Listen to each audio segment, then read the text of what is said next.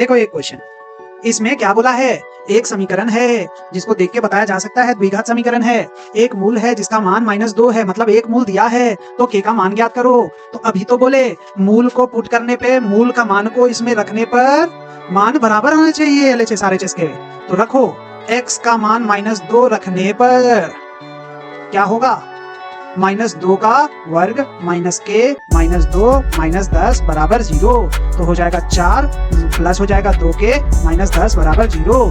तो ये हो जाएगा 2k -6 बराबर 0, मतलब 2k बराबर हो जाएगा 6, मतलब k बराबर हो जाएगा 6/2।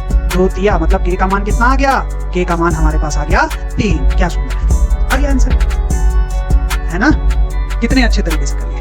तो ध्यान रखना इस बात को यहाँ पे नोट डाउन कर लो। 2 बात सीख लिए थे, तीसरा बात सीख लेना है कि सर x का मान -b/√d/2a होता है।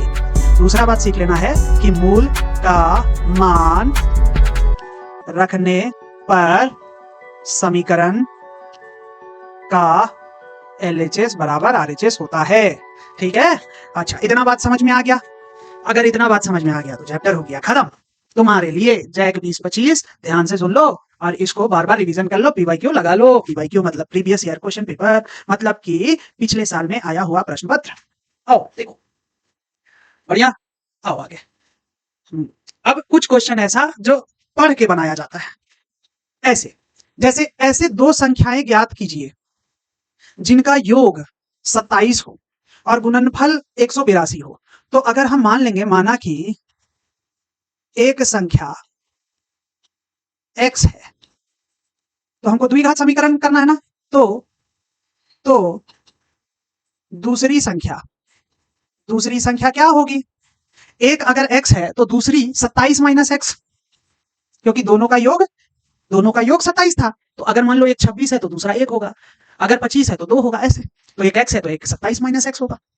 ठीक है, अब प्रश्न के अनुसार, प्रश्नानुसार क्या बोल दिया, ये बोल दिया कि गुणनफल 182 है, मतलब x का गुना 27 - x के साथ करेंगे तो 182 आएगा। क्या इस समीकरण को अब हल नहीं किया जा सकता है, द्विघात समीकरण में ले आओ।